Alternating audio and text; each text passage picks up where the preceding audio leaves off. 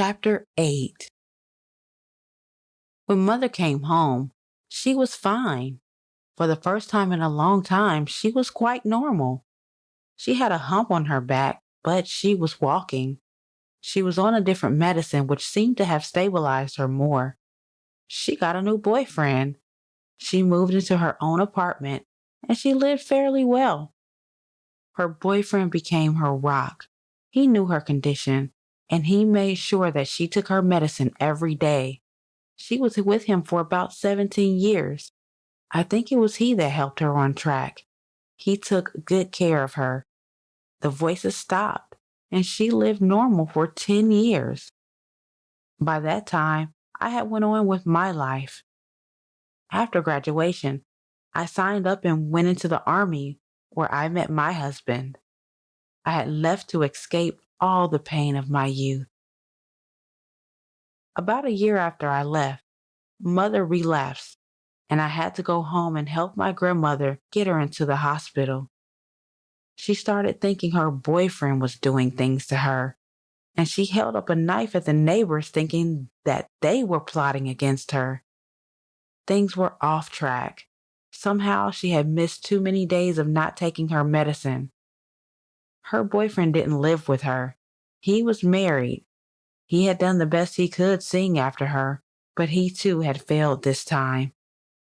She started that spiral all over again.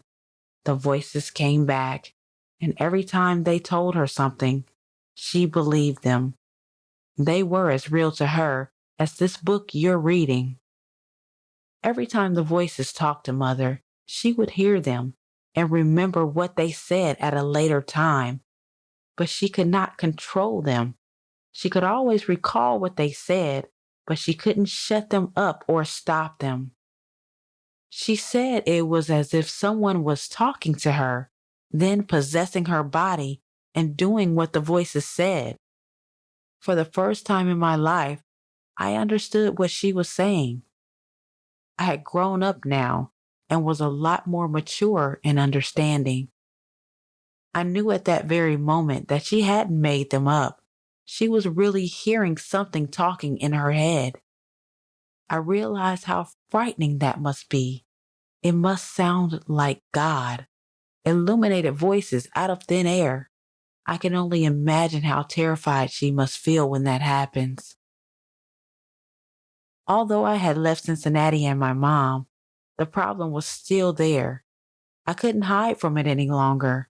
I had to openly deal with it.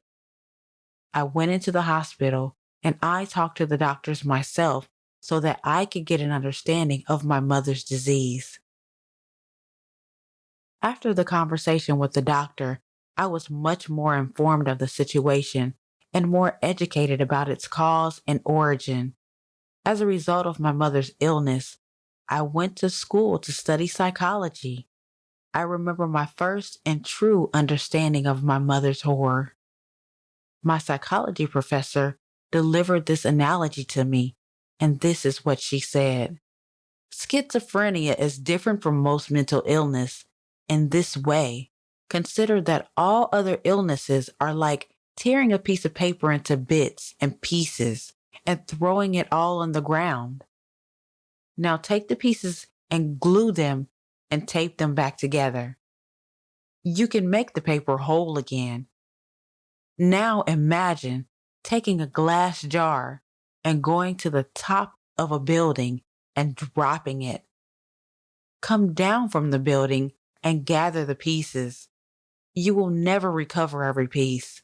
That's how people are who have schizophrenia.